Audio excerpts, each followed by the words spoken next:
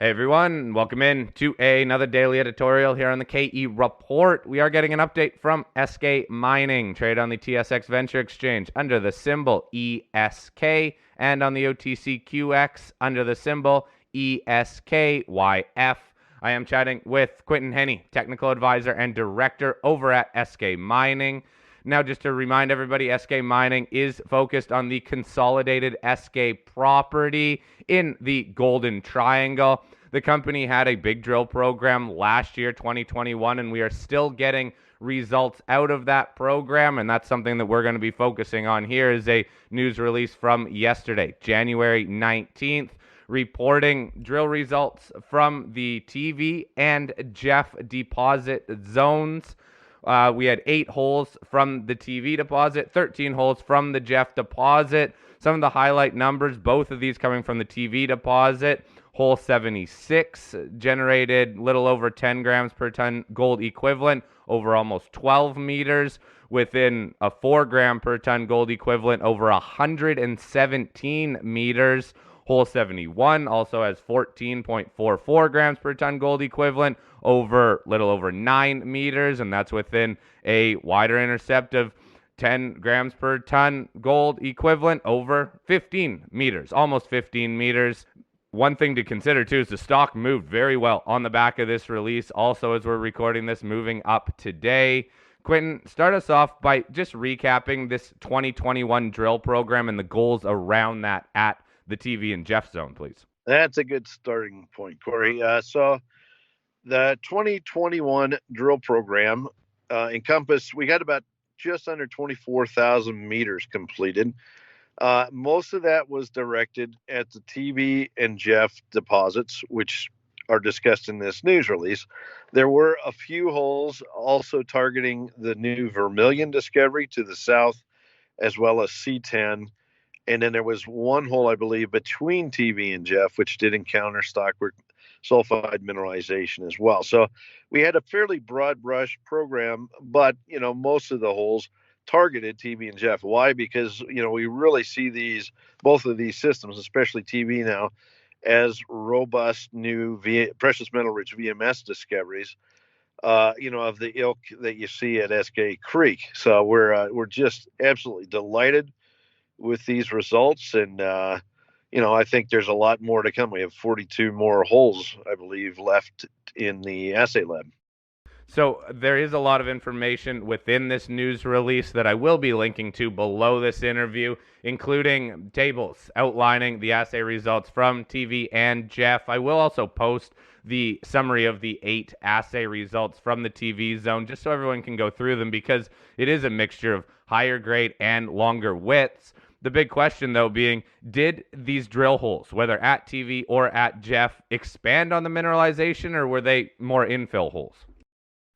They expand. Let me explain how the deposits are being drilled. The hill slope at TV and Jeff, particularly at TV, is fairly steep hill. And what they do is they put drill pads sequentially up the hill. So we started down at the bottom, and then we moved gradually over the course of the drill program. We moved up and up and up. So the most recent drill results that you see here from the TV area are from one of the higher pads, not the highest pad, but one of the higher pads. And it's the southernmost pad on the TV deposit as well. So they are step out, I would say, given that we see very high grades at the tops of these holes, especially 71. Clear that the system is basically open immediately underneath the drill pad or the tops of the holes. But it also seems like it's warming up to the south and up section. Okay, what that means is that up higher in the stratigraphy, it looks like there could be more and more mineralization. So I'm going to paint a picture here for you real quick. Firstly, the intercepts that are reported here are in the VMS stockwork. This is basically the feeder zone for massive sulfide system. All right, so these holes are in the feeder part of the system, and they do not encompass the massive sulfide material above. Why that's really intriguing is I think that, a shortly up section, like maybe within a few meters, maybe a few tens of meters of these holes, that we should expect to find a precious metal rich VMS deposit overlying these wonderful intercepts. Okay, so that's that's one really delightful, hypothesis that we're going to be testing certainly next summer. But the other thing is, again, this is open to the south. This is the southernmost pad, and we're seeing better and better values as we move south. There is no drilling that constrains this thing to the south or down dip. It appears that the grades are picking up down dip. So really, this is, in all respect, a step. These are step out holes of great significance, really giving us a strong vector of places we need to test with further drilling. Now, we do have 42 holes left to come back. I think those holes will provide us more of the picture.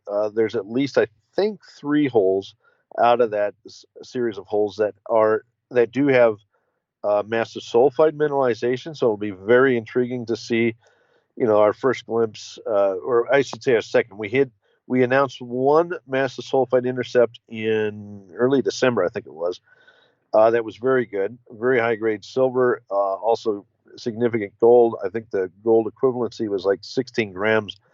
But we have at least 3 more of those types of holes scattered from other drill pads down in that southern area. So stay tuned. I think we are starting to see, a bona fide Eskay Creek type discovery pop up here. So, Quinton, out of those 42 holes, you alluded to where some of them are drilled. Can you summarize, though, where all of those are going to be coming from in terms of the step out potential? I wish I could, Corey, but quite frankly, the lab is returning assays just completely randomly. So it's not like there's discrete clusters or areas. Basically, the holes that are left to be assayed include, like I said, at least 3 holes, I believe, down in that southern area that do have massive mineralization as well as stockwork. Okay, so there's at least 3 down in that general neck of the woods. I think there's at least some of those holes are from a pad that's yet higher from this one that holes 67 and 71 were drilled from. So that'll be very intriguing. We have, let's see, what else do we have? We have a lot of other holes from TV testing further down dip and on a long strike. We have that one hole between TV and Jeff. And then we have quite a few more holes from Jeff, and they're kind of scattered all over. So I don't have a kind of an easy summary for you there. But the other ones to watch for are those holes from Vermilion and C10. That was our first drilling down in that region. I would say any significant mineralization in those holes is definitely going to be something we follow up on. Those are basically new VMS discoveries that look like the core looks like typical Jeff TV type mineralization. So we're very excited and we're very optimistic those should return some interesting values. Okay, well, we'll definitely be having you back on when we get those results from Vermilion and C10.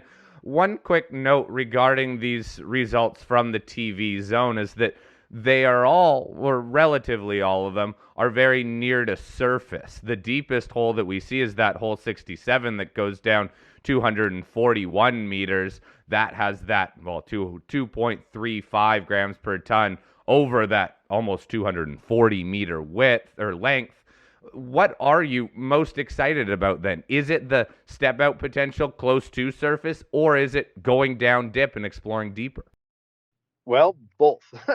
let me kind of pick this apart. If you look at the Eskay Creek mine and the history of that deposit, of course, they discovered and mined the high grade VMS part of the system, like the layered massive sulfide first. And that was a fantastic deposit. Okay, that was a wonderfully profitable deposit. It was actually mined mainly when the gold price was down, the silver price was down, back in the late 90s and early 2000s.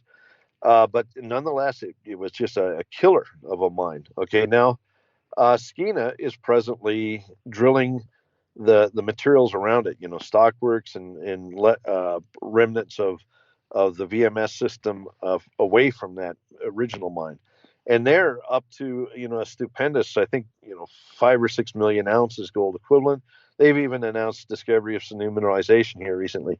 So what do we have? Well, we have the complete VMS system still. Okay, there's no mining history on Eskay Mining's ground. This TV discovery, for example, we stand a good chance of finding not only the I don't like to say low grade because this is a lower grade material, which we're seeing here, but we're also starting to see some of the bonanza grades that one would expect with a precious metal rich VMS like Eskay Creek. So, touch wood, I think we will find both effectively. We'll find that really juicy, high grade, likely high margin mineralization, as well as the somewhat lower grade, but potentially open pitable. So when I answer your question, I would say it's open in all directions, open along strike, open down dip, open up section, etc. Look at Figure 11 in our news release. You'll see what I mean. And we're darned excited about the whole thing. This is absolutely enormous. I think, given the footprint, I think this could actually be bigger than the Eskay Creek mine in terms of overall distribution of deposit here. It's just absolutely huge. Well, that'd be very encouraging if it was bigger than overall Eskay mine. But hey, one thing that I do want you to elaborate on here is Figure 11. As you just brought up, it gives you an idea of where TV and the Jeff zones are and where everything's open, but make more sense of what's going on here and what's the potential even in between these two deposits. This is just a dream, Corey. I cannot tell you, like, that figure, that's John's artwork there. He put that together, and it illustrates basically looking at the TV Jeff system, kind of looking at it down depth. So you can see where we've drilled at TV and where we've drilled at Jeff, and you can see there's a lot of room between them. We have just a scattering of holes around TV and Jeff, so there's lots of blue sky here. What's really, really intriguing, and I know this sounds a little bit too scientific, I don't want to get off into the weeds, but basically, these deposits, TV and Jeff, occur in what's called the Betty Creek Formation, which is in the lower part of the prospective stratigraphy at Eskay Creek District. Okay, this is equivalent to Skeena's lower mudstone and even lower mudstone. What does that mean? Well, it means we have yet to test the Eskay Creek part of the system higher up here at TV Jeff. So there's a huge, huge possibility for us. So that's one indication. But the other important thing is this tells us that we have very large VMS systems lower in the stratigraphy. So this basically opens up the entire package of Hazelton group rocks in this area for exploration. I think a lot of these anomalies we've demonstrated, these SkyTim anomalies, these little blister-like features that you see over several kilometers, about 6 or 7 kilometers along strike with TV and Jeff, I think we're going to see multiple discoveries. And I also think that down at C10 and Vermilion, where we see similar anomalies, and the Blake samples, those stream sediment samples, tell us we have very high grade, gold potential and silver potential. And then up in the northeast at this new Scarlet Ridge discovery, I think these are all going to be a VMS. I've said this many times. I think we have about 85% of the ground that's prospective for these precious metal rich VMS in the Eskay Creek camp. And I think we're going to find multiple deposits, but we also have a very good chance of finding the granddaddy. Okay, Eskay Creek was a small deposit. It was only about 3 million, less than 3 million tons that Barrick mined back in the day. Skeena, yes, they have quite a few million tons of the lower grade material.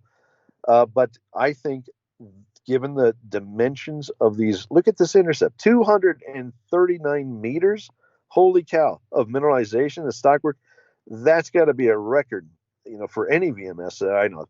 This is an absolutely huge system. I think we're on to something very big. Yes, down dip, there's lots hiding.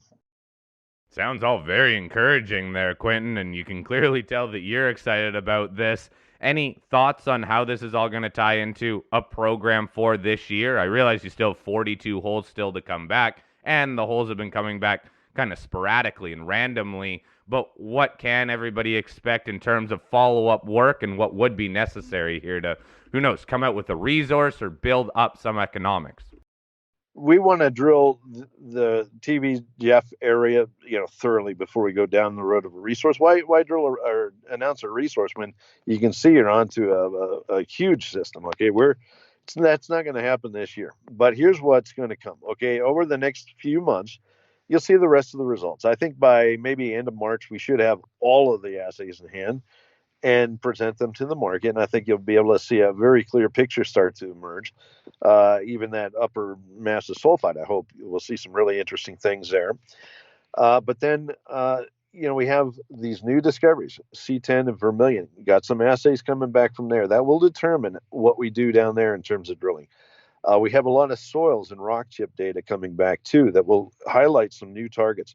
So what do I see for this year? Look, this is going to be an aggressive drill program once again. Last year we had 4 rigs. We're trying to look at how we can expand that. The market for drilling and so forth is pretty tight, but I think we can do it. And we're going to go long. We're going to try to start earlier. We're going to try to drill more. I'm going to push for over 35,000 meters this year.